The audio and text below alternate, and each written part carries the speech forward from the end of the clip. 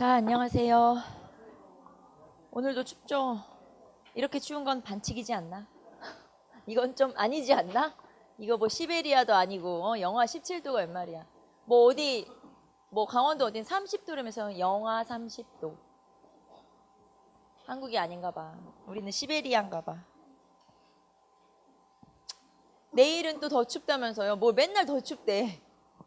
화요일부터 월요일 날보다 화요일이 더 춥고 화요일보다 오늘이 더 춥고 수요일이 더 춥고 수요일보다 오늘이 더 춥고 오늘보다 또 내일이 더 춥대. 뭐라는 거니? 자, 어쨌든 잘 살아남아 봅시다 우리. 감기도 걸리지 말고.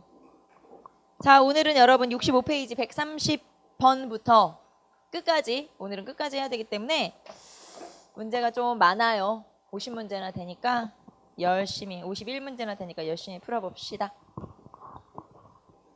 자, 130번부터 풀어볼게요. 자, 봅시다. 다음의 자료의 원인이 되었던 역사적 사실을 옳은 것을 고르면 대한민국의 황제 특명에 의해서 헤이그 특사, 헤이그 평화회의 대표로 파견된 이상설, 이준, 이휘종은 존경하는 각하 지휘들에게 우리나라 독립이 1884년 여러 강대국의 보장 승인되었음을 주시시켜드리고자 합니다. 물론 우리나라의 독립은 현재까지도 귀 국가들에 의해 인정되고 있습니다. 그러나 일본이 완전히 국제법을 무시하고 무력으로 우리나라와 여러분들 나라와의 사이에 오늘날까지도 유지되는 우호적인 외교관계를 강제적으로 단절하고자 했던 그 음모를 목격하였습니다. 이러한 결과를 유도하기 위해 폭력으로 위협함은 물론 인권과 국법을 침탈하는 데 조금도 주저하지 않았던 일본의 소행을 각자 제위 여러분께 알려드리고자 합니다. 자, 첫 번째 줄에 헤이그 평화회의에 파견된 특사, 헤이그 특사라는 걸 알 수가 있고요. 헤이그 특사는 1907년. 자, 헤이그 특사 전에는 을사조약이 있었죠. 그래서 을사조약의 부당함을 알리기 위해서 헤이그 특사를 파견하게 된 거고요. 그리고 이거의 결과는 고종의 강제 퇴위로 이어지게 되죠. 고종의 강제 퇴위로 이어지게 되고요. 자, 그러면 거기 보시면은 1904년, 5년, 7년, 10년, 45년 이렇게 쭉 되어 있네요.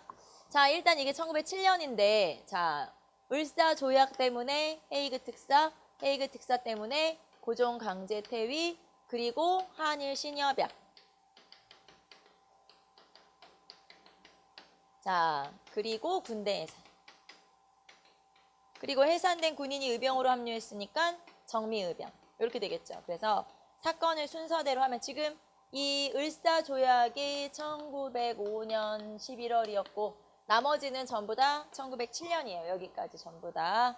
그래서 정미의병까지. 자, 그러면 정미 7조약이 한일 신협약이니까 헤이그 특사는 그 전에 있어야 되겠죠. 자, 그래서 니은으로 가야 되냐 디귿으로 가야 되냐 할 때 니은으로 가야 되겠죠. 정답은 그래서 2번 찾으시면 되죠. 자, 지금 칠판에 쓴 게 순서대로예요. 순서를 좀 알아두시면 되죠. 헤이그 특사, 고종 강제 퇴위, 한일 신협약, 군대 예산, 정미의병 이렇게 순서대로 나타났으니까 똑같이 1907년에 있었던 전부 다 1907년인데 전부 다 1907년에 있었어도 순서대로 알아두시면 되겠죠. 정답은 2번이었고요. 그 다음에 131번으로 갑시다. 다음에 제시된 조약을 체결된 순서대로 가장 적절하게 나열한 것은 자, 기억부터 자, 한일 신협약 정미 7조약 1907년 7월에 있었고요.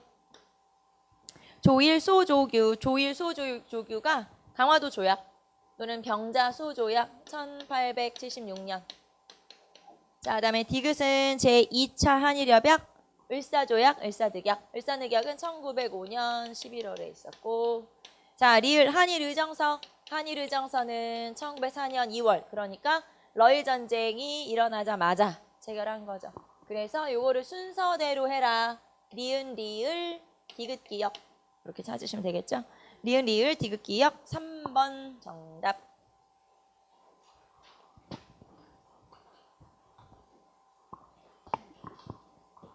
자, 132번으로 갑시다. 다음 칙령이 계기가 되어 전개된 의병활동으로 옳은 것은 현재 우리나라 군대는 용병으로 만들어진 까닭에 상하가 일치하여 국가를 지키는 데 충분치 못하다. 짐은 지금부터 군제 쇄신을 꾀하여 사관 양성에 전력하고 이후 징병법을 발표하여 공고한 병력을 구비하려 한다. 이에 지문 유사에게 명하여 황실 시위에 필요한 자를 일부 남기고 기타는 해산하노라. 자, 여기서 결국에는 군대 해산을 얘기하고 있고요. 군대 해산으로 일어난 의병이 무슨 의병이냐? 정미의병이 되겠죠. 자, 군대 해산은 우리 여기 앞에서 봤던 것처럼 이런 순서에 의해서 나타나게 되죠. 헤이그 특사, 고종 강제퇴위, 한일 신협약, 군대 해산, 정미의병 이렇게 나타나게 되고요. 이 군대 해산이 원인이 된 의병은 정미의병이죠. 자, 그러면 정미의병에서는 해산된 군인이 참여했기 때문에 이때부터는 우리가 의병 전쟁이라는 표현을 쓰고요. 그전에는 그냥 의병 운동 뭐 이런 식으로 표현을 했다면 여기서는 의병 전쟁이라는 표현을 쓰고, 자, 그 다음에 각 지역의 대표들이 모여서 13도 각 도의 대표들이 모여서 13도 창의군을 의병들이 모여서 결성을 하게 되고요. 13도 창의군은 총대장 이인영, 그 다음에 선봉장 허위. 자, 그래서 이인영과 허위를 중심으로 이제 만들어지게 되죠. 그리고 이 13도 창의군이 했던 일이 서울 진공 작전을 벌이게 되죠. 자, 물론 서울 진공 작전이 실패로 돌아가게 됐지만 어쨌든 서울 진공 작전을 정비하게 되고요. 자, 그 다음에 이때 흩어진 의병들 중에서 일부는 연해주와 뭐 만주나 간도 이런 데로 옮겨가게 되죠. 그래서 여기에 등장하는 사람이 홍범도라든가 그 다음에 신돌석이라든가 그 다음에 뭐 안중근이라든가, 자, 지금 제가 쓴 사람들이 전부 다 이제 정미의병의 의병장들이에요. 평민의병장. 지금 제가 쓴 사람들은 평민의병장. 여기는 이제 양반의병장이 되겠죠. 그래서 이렇게 등장을 하게 되면 이게 이제 정미의병이 되겠죠.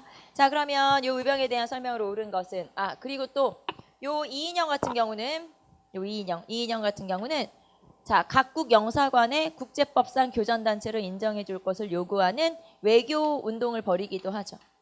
자, 자신들을 국제법상 이제 이 나라를 지키기 위해서 일어난 그런 군인으로 인정해 달라. 그래서 국제법상 교전단체로 인정해 줄 것을 요구하기도 하는 외교 활동도 하기도 하죠. 자, 그러면은 자, 이 사람들에 대한 의병 활동으로 옳은 것 1번. 평민 출신 의병장이 처음 등장했다. 자, 평민 출신 의병장이 처음 등장한 건 을사의병이고요. 이 을사의병에서 가장 대표적인 평민 출신 의병장 신돌석 같은 경우는 강원도하고 그다음에 경상도의 한 경계쯤에서 활동했던 그런 의병장이고요. 자, 그다음에 두 번째, 고종의 해산 명령에 따라 해산했다. 자, 고종의 해산 권고 조칙으로 해산한 의병은 을미의병이죠. 여기는 이렇게 을미의병. 자, 그다음에 3번 민종식 의병 부대가 홍주성을 점령하였다.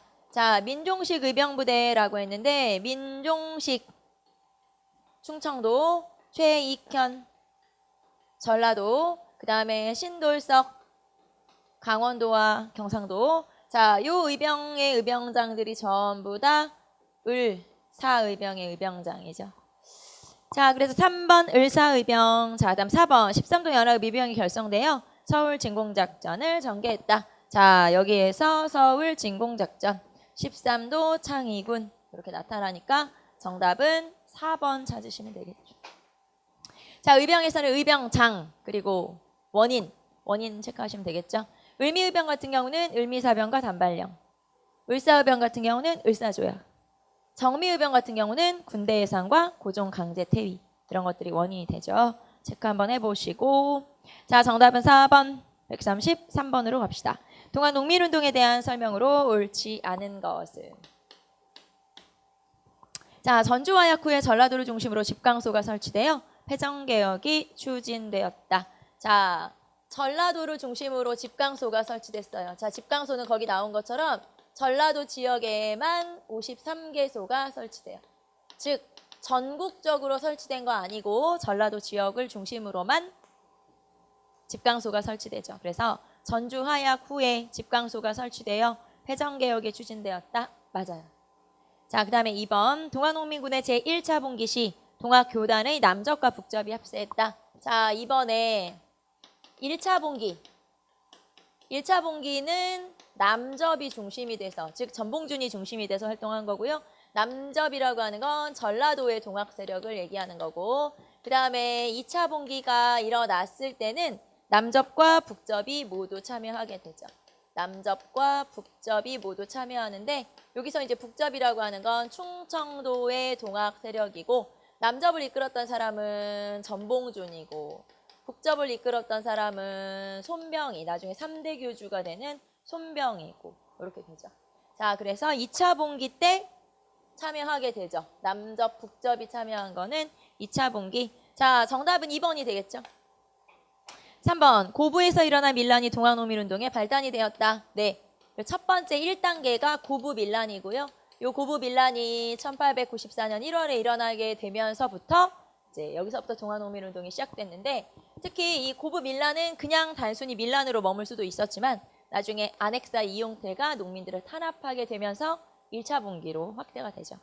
자, 다음 4번, 전봉준과 손아준 등이 이끄는 동학농민군은 백산에서 4대 강령과 경무를 발표했다. 자, 요게 이제 1차 봉기예요.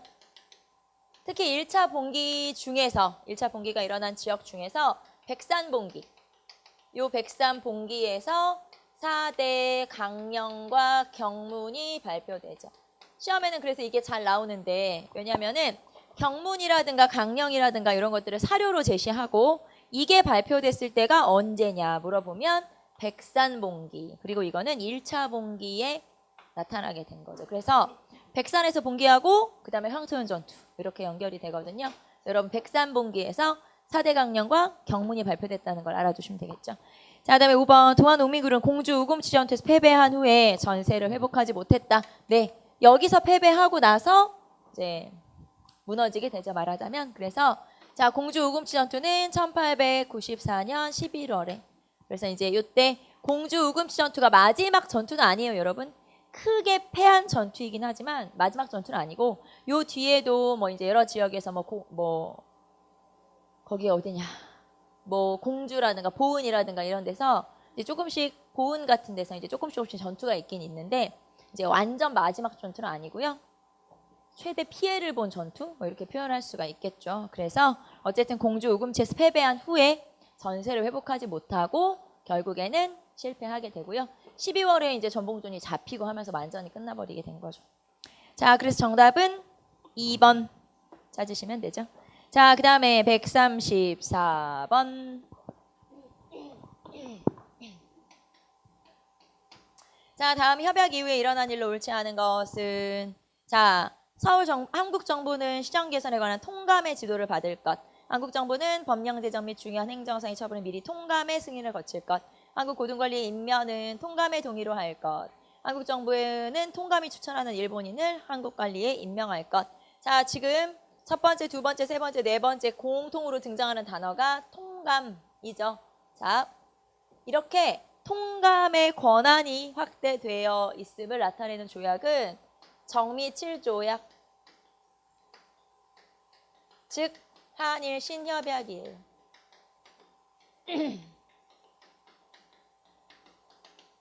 자, 한일 신협약에서는, 이 조약에서는 통감의 권한을 확대하게 되죠. 통감의 권한을 확대하게 되고, 그 다음에 마지막 조에 보시면 한국 정부는 통감이 추천하는 일본인을 한국관리를 임명한다. 이게 이제 차관이에요.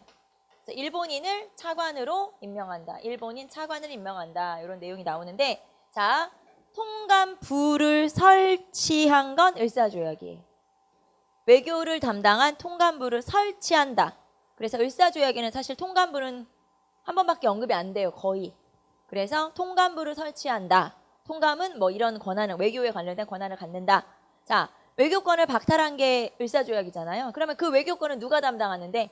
그래서 통감이 담당하는 거예요. 그래서 통감부를 설치한 건데, 이렇게 원래 을사조약에서는 통감이 별로 많이 언급되지 않지만, 오히려 통감의 권한, 통감의 승인, 통감의 허락 이런 얘기가 나와 있는 건, 오히려 통감이라는 단어가 많이 나오는 건 정미 7조의 한일 신협약이죠. 그래서 여기서는 한일 신협약 내용이죠.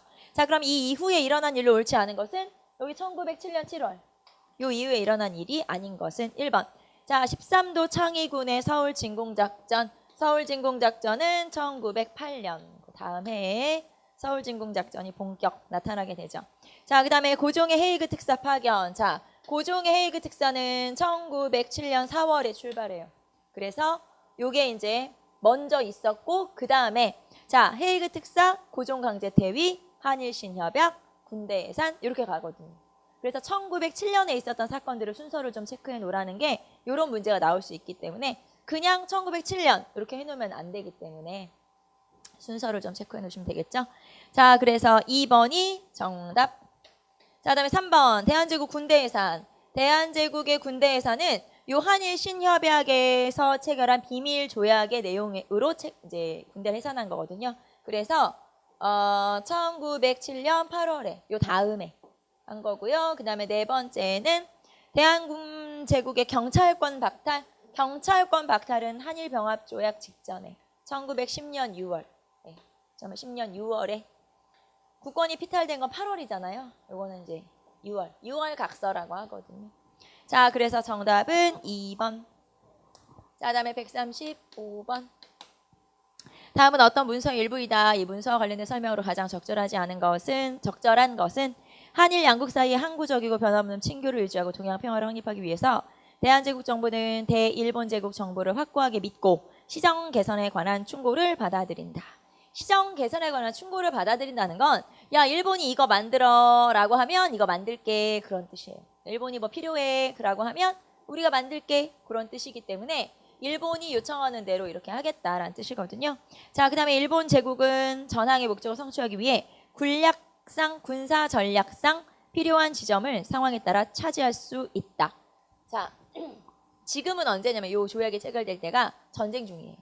그렇기 때문에 야, 이제 전쟁에 필요한 땅은 내가 다 알아서 할게. 내가 다 차지한다. 그게 여기 군사 전략상 필요한 땅을 차지할 수 있다라고 하는 내용이거든요. 나중에 이것 때문에 나 이거 필요해. 독도였어. 네, 독도를 그래서 가져간 거거든요. 이 조약 때문에. 자, 이 조약은 한일 신협약이에요. 네, 신협약이라고 했어요? 의정서. 1904년 2월. 그러니까 지금이 러일 전쟁 중이고 한일 의정서에서 딱 주요 내용이 이거예요. 시설 개선 충고권, 그 다음에 군사 전략상 필요한 땅을 마음대로 사용할 수 있다. 그래서 이런 군용지 사용, 이런 것들이 이제 딱 중요한 내용이죠.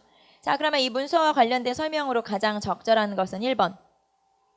러일 전쟁의 원활한 수행을 위해 일본이 대한제국의 국외 중립 선언을 무시하고 체결했다. 딱 이거죠.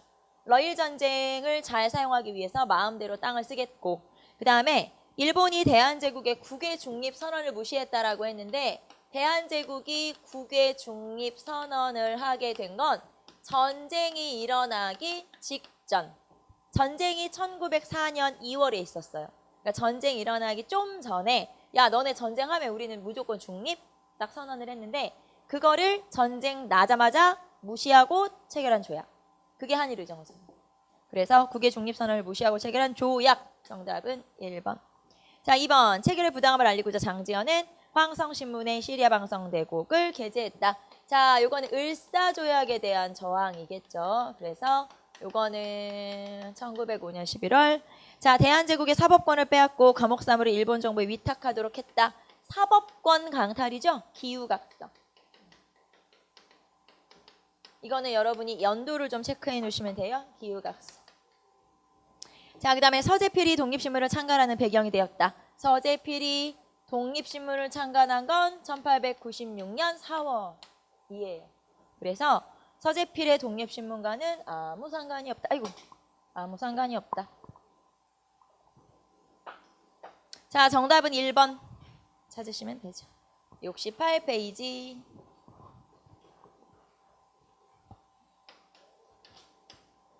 다음 자료의 내용이 시행되기 전에 있었던 사실에 대한 설명으로 옳은 것은 일본국 정부는 동경의 외무성을 경유하여 근무 한국의 외국과의 관계 및 사무를 감리 지휘할 수 있고 일본국의 외국 대표자와 영사는 외국에 있는 한국의 신민 및 이익을 보호할 수 있다.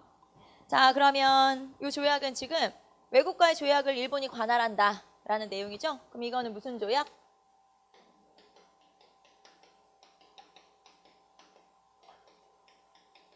2차 한일협약. 이게 을사조약이에요. 을사조약, 을사득약 똑같은 표현인데 여러분이 만약에 이렇게 나오더라도 아 얘가 얘구나 이렇게 연결할 수 있어야 되겠죠. 자 그러면 을사조약. 자 그러면 을사조약이 시행되기 전에 있었던 사실로 옳은 거 1905년 11월 전에 1번 유생 출신 의병장을 중심으로 13도 연합 의병 부대가 결성되었다. 자 13도 연합 부대가 결성됐다는 건 정미의병이죠. 그러면 요거는 1908년 1월쯤에 만들어진 거죠. 1907년 말, 1908년 1월 뭐 이때쯤. 자 2번 유생과 전직 관료 평민 출신들이 다양한 계층에서 의병을 일으켰다. 자 유생, 전직 관료, 근데 평민 출신. 그러면은 평민 출신 의병장이 등장한 건 무슨 의병? 을사의병. 그런데 을사의병의 원인이 2차 한일 협약이니까 을사조약이니까 이거 다음에 을사조약 다음에 을사의병이겠죠. 그래서 전에 있던 일을 찾아라라고 했으니까 틀렸고. 자 명성황후 시해 사건과 단발령으로 의병운동이 확산되었다. 명성황후 시해 사건과 단발령으로 일어난 의병이 무슨 의병? 을미의병. 이건 을미의병이죠. 을미의병은 1895년에 있었으니까 요게 이제 요 전에 있었던 활동. 의병 부대들은 간도와 연해주로 이동하여 의병 기지를 건설하였다. 자 의병 부대들이 간도와 연해주로 많이 이동을 하게 된 건 남한 대토벌 이후라고 보시면 돼요. 자, 남한 대토벌이 언제일까요? 1909년이 되겠죠. 1909년이에요. 이거는 남한 대토벌이.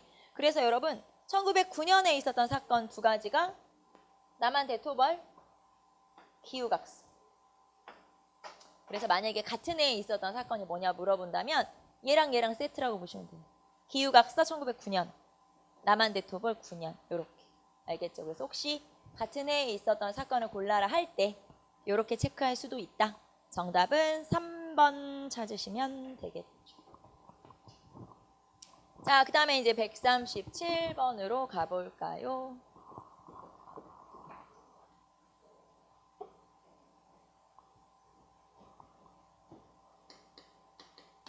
자, 개항 이후에 열강의 경제 침탈에 관한 설명으로 가장 옳지 않은 것 1번.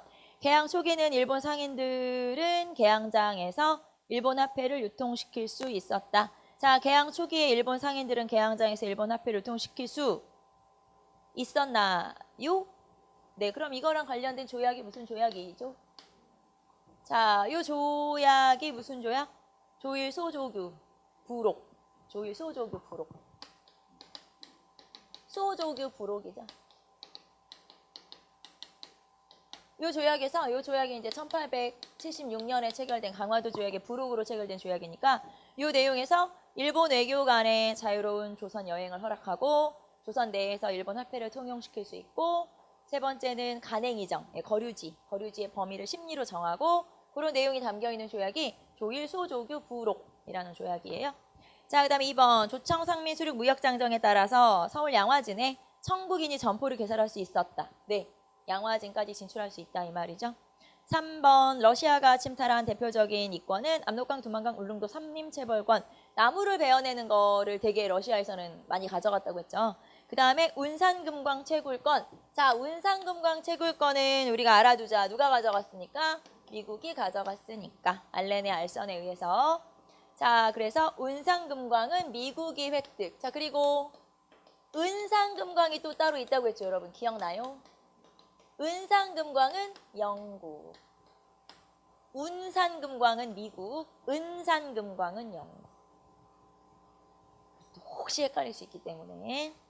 자, 그 다음에 4번. 일본은 러일 전쟁을 계기로 철도 부지와 군용지를 확보한다는 구실을 세워 대규모의 토지를 강탈했다. 자, 그러면 여기서 하나 더. 러일 전쟁과 관련해서 놓은 철도는 무슨 철도인가요? 경부선 1905년 완성, 경의선 1906년 완성. 자, 이 두 개는 군용철도라고 했죠. 그래서 러일 전쟁 관련 철도예요. 러일 전쟁과 관련된 철도는 경부선, 경의선 이렇게 두 개. 체크해 놓으시면 되겠죠. 자, 정답은 3번. 자, 다음에 138번. 자, 다음 내용을 발표한 조직에 대한 설명으로 가장 옳은 것은 요순의 법을 행할 것. 요순이라는 건 중국에서 제일 태평성대한 시대를 우리가 요순시대라고 해요. 요임금, 순임금. 옛날에 중국에. 자, 그래서 요순시대의 법을 행할 거 그랬으니까 잘 좀 살아보자. 뭐 이런 내용이겠죠. 두 번째, 시장에 외국 상인의 출입을 엄금시킬 것. 시장에 외국 상인의 출입을 엄금하자고 한 건 시장에 이미 외국 사람들이 많이 다닌다는 얘기죠. 그래서 이미 외국 상인들이 들어왔다는 건 최소한 뭐 이모군란 이후의 일이라는 얘기죠, 당연히. 그 다음에 금광의 채굴을 엄금할 것. 이미 금광을 다 가져갔구나. 그 다음에 사전을 혁파할 것. 이거는 이제 사전이라고 하는 건 개인이 수권을 가진 그런 토지니까 뭐 상관없고. 악형의 여러 법을 혁파할 것. 그리고 이 중에서는 뭐도 있냐면 이 내용 중에서는 뭐 소의 도축을 금할 것. 이런 내용도 있고요. 왜냐하면 소를 도축해서 그 소가죽 같은 거를 일본으로 많이 우리가 일본으로는 쌀만 가져간 게 아니고요. 쌀, 콩이나 쌀 같은 곡식이랑 쇠가죽, 소가죽을 많이 가져가기도 했는데 그거는 왜 그러냐면 공업 원료로 쓰기 위해서 가져갔거든요. 그래서 소를 잡지 말 것. 여기 이제 그런 내용도 나오고요. 그 다음에 일본인에게 철도부설권을 주지 말 것. 여기 맨 마지막에 그런 내용도 나와 있고 그 다음에 이 내용 중에서는 토지를 농민에게 나눠줄 것. 이런 내용도 들어있어요. 그래서 이런 내용들을 두루두루 담고 있는 건 대한사민논설 13조. 대한사민논설 13조. 활빈당이 발표한 거고요.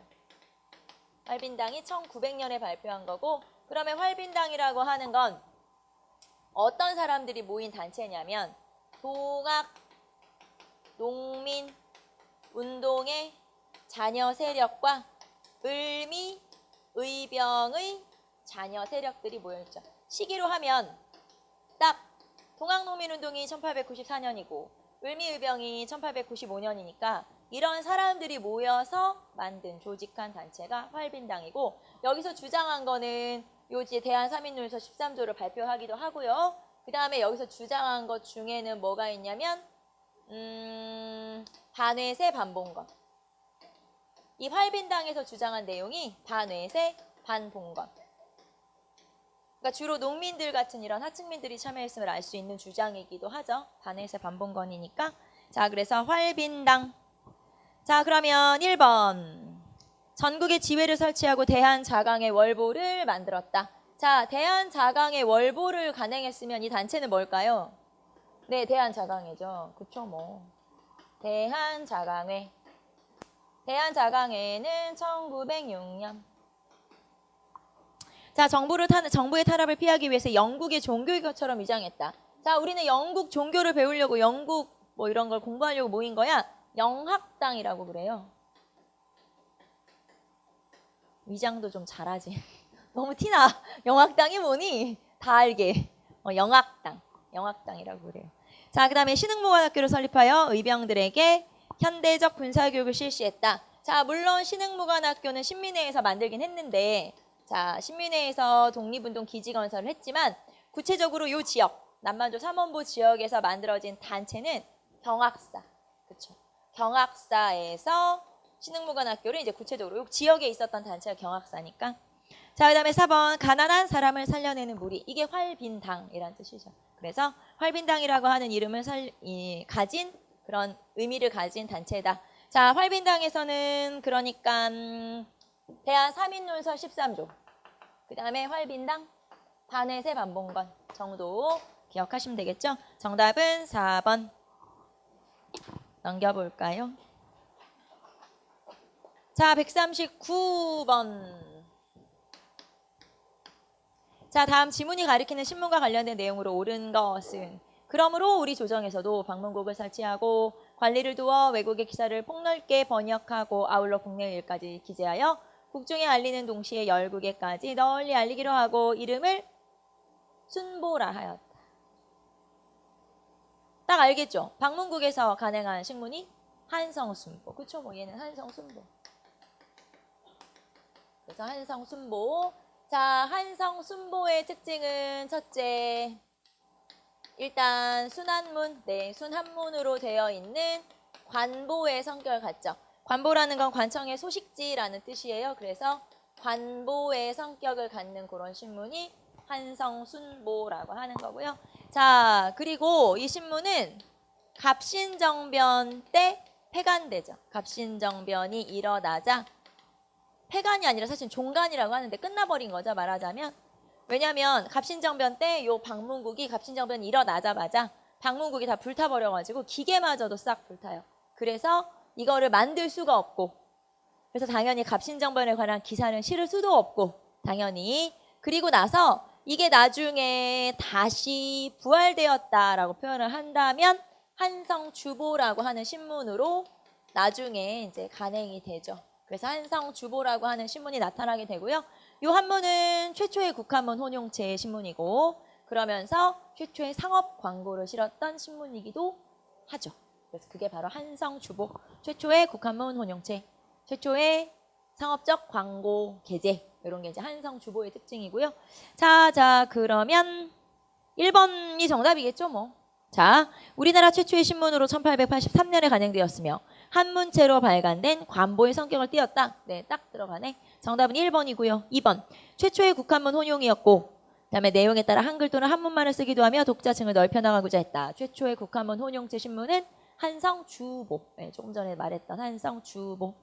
자, 3번, 한글판과 영문판을 따로 출간하여 대중계몽을 통한 근대화를 촉진하고 외국인에게 조선의 실정을 제대로 홍보하여 조선이 국제사회에서 완전한 근대적 자주독립국가로 자리매김하는 것을 목표로 하였다. 일단 특징은 한글판과 영문판이 있다는 거 특징이고요. 이 신문은 그러면 독립신문, 1896년 4월 독립협회 전, 그쵸? 자, 그래서 3번은 독립신문, 국한문 운영체를 사용한 일간지로 주로 유학자층의 계몽에 앞장섰다. 주로 유생들이 많이 보는 신문은 황성신문, 그렇죠? 1898년에 만들어진 황성신문. 자, 그래서 뭐 남궁옥, 장지연 이런 사람들이 이제 발간해서 만든 주필로 참여한. 자, 그래서 정답은 1번 찾으시면 되겠죠. 자, 140번. 140번에서는 일어난 순서대로 바르게 나열. 자, 경인선 개통. 경인선은 1899년에 개통. 자, 경인선이니까 당연히 서울과, 그러니까 제물포와 노량진 사이에. 자, 그리고 원래 이 철도보설권은 미국이 가져갔다가 돈이 너무 없어가지고 재정난으로 일본한테 넘겨서 일본이 완공을 하게 되죠. 자, 그 다음에 원각사 설립. 자, 원각사는 1908년. 요거 공연장인 거 알죠? 여러분, 절 아니고 공연장. 그래서 요거는 이제 신극이라고 하죠. 그 당시에 연극, 뭐 은세계, 치악산 이런 연극을 공연하는 공연장이고요. 1908년부터 1909년까지 이렇게 존재했던 극장, 공연장. 자, 그다음에 독립문 완공. 자, 독립문 같은 경우는 여기서 이제 완공된 시기를 찾으라고 했잖아요. 그래서 완공된 시기 같은 경우는 1896년에서 7년 사이에 완공이 돼요. 그래서 이게 이제 1896년에서 7년, 1897년에 이제 완공이 된 거죠. 자, 그리고 한성사범학교 개교.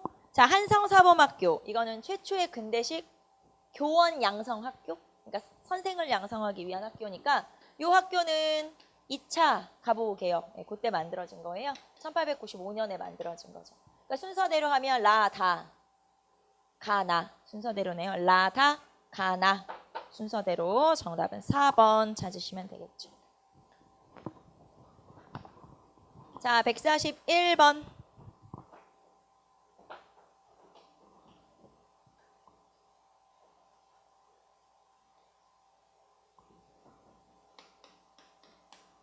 자, 141번 보면 다음에 근대학교 설립 시기에 관한 설명으로 옳지 않은 것은 이제 학교. 자, 그래서 거기 위에 보시면은 다 연도가 써 있어요. 왜 이렇게 친절해? 너무 친절하지 않아? 문제에 연도가 다 써 있다니. 이거 연도 안 써 있어야 이게 어려운 거지. 연도가 다 써 있네? 이렇게 친절할 때가. 우리는 이제 학교 연도만 체크하시면 되겠네요. 자, 첫 번째 원산학사. 원산학사는 함경도 덕원 주민들이 만든 최초의 근대적 사립학교. 최초의 근대적 사립학교고요. 뭐 근대 교육의 출발점 이렇게 표현을 하기도 하죠. 그래서 1883년이니까 가로 들어가는 게 맞네요. 그 다음에 두 번째 한성사범학교. 우리 금방 얘기했죠. 한성사범학교는 교육입국조서 발표 이후에 만들어진 학교니까 2차 가보개혁 1895년에 만들어진 학교니까 다로 들어가야 돼요. 나가 아니라 다로 들어가야 된다. 정답은 2번. 자, 3번 교육입국조서 반포. 교육입국조서는 2차 가보개혁. 그래서 1895년. 1895년 7월부터 1894년 12월부터 1895년 뭐 한 7월 네, 그때까지 이게 2차 가보개혁이니까. 자, 그다음에 상공학교 설립. 자, 상공학교. 그다음에 무슨 뭐 기술학교, 외국어학교 막 이런 것들을 설립한 건 대한제국 시기에. 그러면 대한제국 시기니까 상공학교 설립은 이제 1897년 이후가 되겠죠. 여기서는 딱 라에 들어가네요. 대한제국이 1897년부터고 상공학교가 세워진 건 이제 99년이긴 한데 뭐 별로 의미는 없지만 1899년. 자, 그래서 요 시기에 딱 들어갈 게 틀린 거, 들어간 내용으로 틀린 거는 2번 찾으시면 되죠. 자, 142번. 근대 문화에 대한 설명으로 가장 적절하지 않은 것은 자, 봅시다. 1920년대에 나운규는 일제강점기의 아픔을 그린 영화 아리랑을 제작하였다. 자, 이거 여러분 그냥 1920년대 이렇게 알고 계시면 안 돼요. 요 아리랑은 정확한 연도를 알고 있어야 되죠. 자, 아리랑은 언제? 1926년이에요. 영화 아리랑은 나운규가 제작한 거고 1926년. 이 아리랑이 만들어진 1926년, 아리랑 흥행한 26년은 여러 가지 사건들이 굉장히 많이 일어난 해기 때문에 알아두셔야 되죠. 1926년에 우리가 가장 딱 떠오르는 게 나만 떠올라? 또 나만 떠올랐네. 자, 60만 세운동, 그쵸? 60만 세운동도 있었고 그 다음에 신간회가 만들어지기 전에 조선 민흥회라든가 정우회라든가 이런 것들이 1926년에 있었고 그 다음에 아리랑도 있었고 그리고 또 이것도 있어요. 여러분 조선 총독부 건물 있죠. 원래 1910년에 나라를 막 빼앗았을 때는 남산에 있었던 원래 통감부 건물이 있었어요. 거기를 그러니까 영사관이었죠. 말하자면 일본 외교관 거기를 통감부로 쓰다가 나중에 1910년에 이제 1910년에 일제시대가 되고 나서 나중에 다시 건물을 지은 거예요. 그 건물을 지은 장소가 경복궁 안에다가 지은 거고 그게 완공된 그 총독부 건물이 완공된 게 1926년이에요. 그래서 이제 그것도 26년은 또 여러 가지 물어볼 수 있기 때문에 그 내용도 하나 더 알아두세요. 60만 세운동, 그 다음에 민흥회, 정우회 이런 것들이 만들어진 시기고 그 다음에 아리랑이 흥행한 시기이기도 하고 그리고 총독부가 완공된 총독부 건물이 완공된 시기이기도 하고 그런 것도 좀 여러 가지 두루두루 한번 알아둬 봅시다. 혹시 모르니까 또 우리가 하나라도 또 이렇게 얘기한 게 얻어 걸릴 수도 있지 않나요? 그쵸? 그건 모르는 거니까 생각날 때마다 자꾸 한번 떠올려 보면 되죠. 자, 그다음에 2번. 그럼 1번 어쨌든 20년대 26년 맞고 2번. 한용우는 일본 불교 침투에 대항하면서 민족 불교의 자주성을 지키기 위해 노력하였으며 조선 불교 유신론을 썼다. 자, 우리가 불교하면 한용우만 떠올리면 된다. 그래서 한용우는 불교 유신론. 그 다음에 유교하면 박은식. 박은식은 유교 구신론. 그렇죠. 그래서 유교 박은식, 불교 한용운 이렇게 기억하시면 되죠. 특히 불교 같은 경우는 친일적인 종교로 만들려는 움직임이 굉장히 많았고 그거를 지켜낸 사람이라고 보시면 돼요. 한용운 선생이. 자, 그 다음에 3번. 1907년에는 국문연구소가 만들어져 주시경, 지석영 등을 주도로 국문의 정리와 국어 이해체계가 확립되기 시작하였다. 네. 그래서 국어와 관련된 단체 중에 대한제국 산하의 대한제국에서 만든 국어 연구 기관이 국문연구소. 자, 연도도 한번 체크해 주세요. 1907년 국문연구소. 자, 그리고 이제 이게 나중에 이제 민간으로 넘어가서 1920년대, 21년에 자, 조선어 연구회, 31년에 조선어 학회 이렇게 되는 거죠. 그래서 어떻게 보면 이제 나라에서 만든 기관은 요거.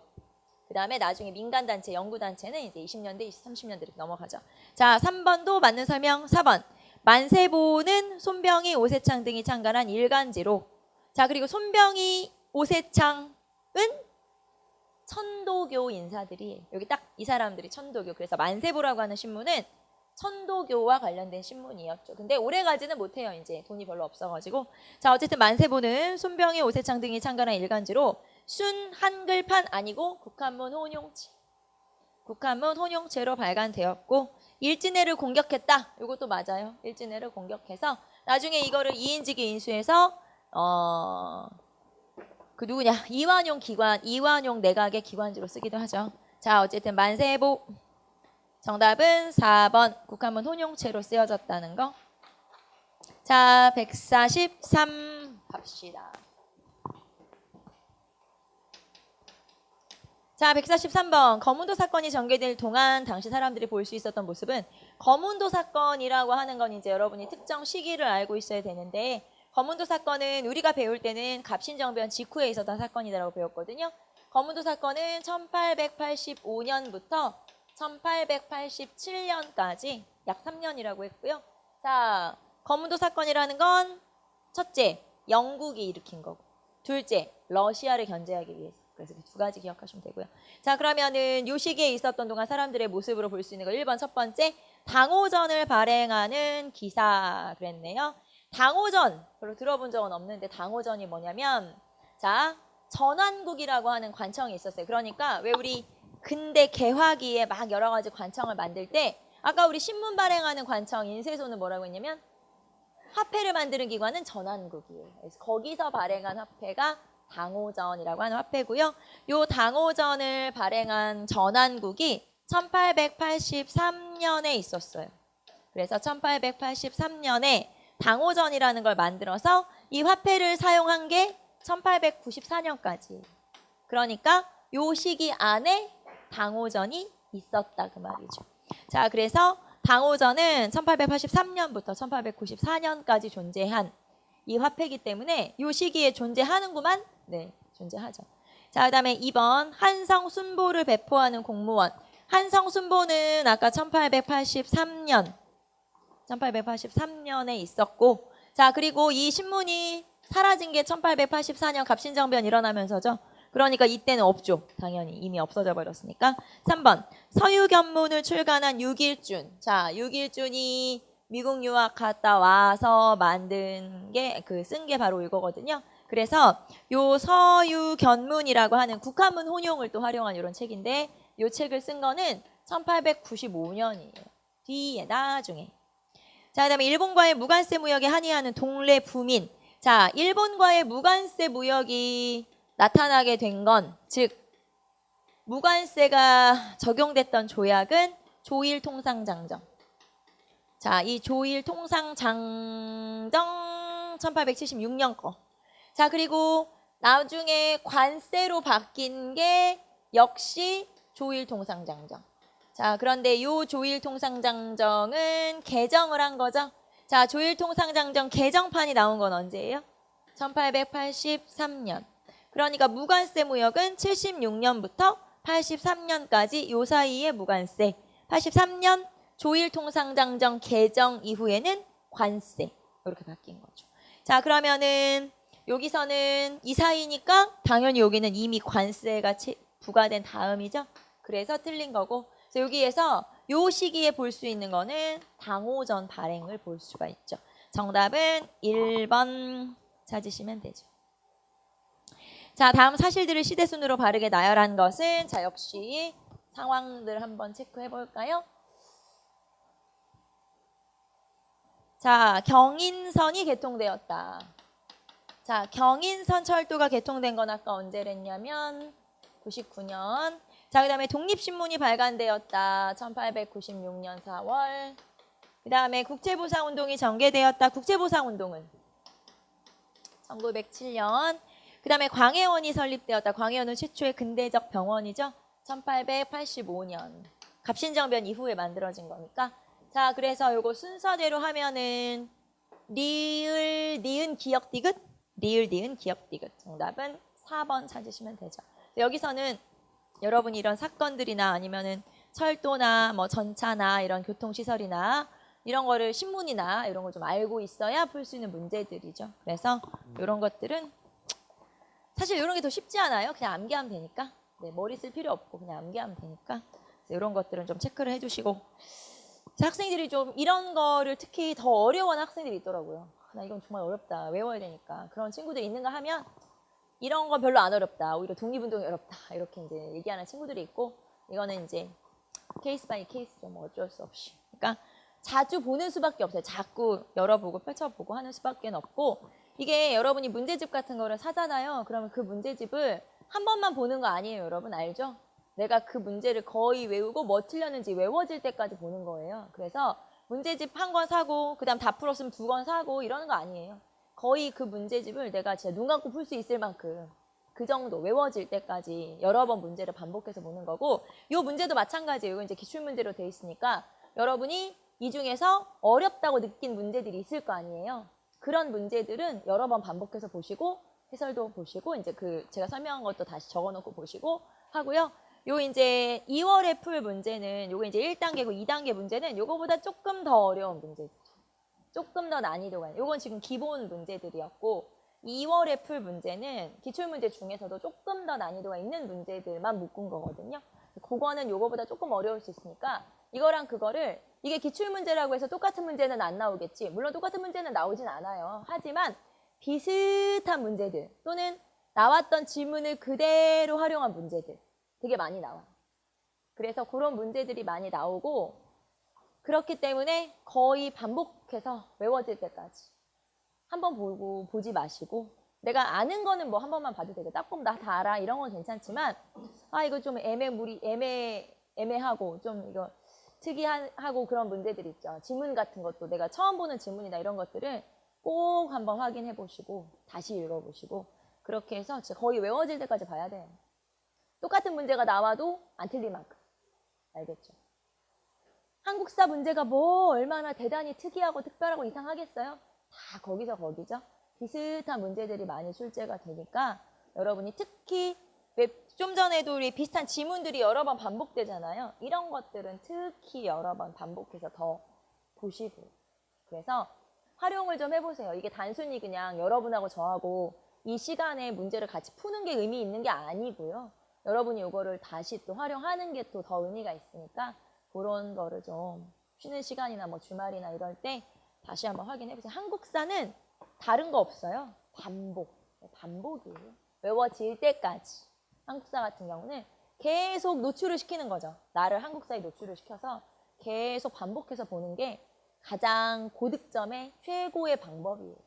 딴 거 없어요. 뭐 어떻게 하겠어요. 한국사 외우거나 아니면 계속 여러 번 똑같은 걸 풀어보거나 그런 거죠. 그래서 한국사는 그래야 성적이 오르기 때문에 여러분이 아는 거라도 다시 보는 거. 알겠죠? 아는 문제라도 다시 보는 거.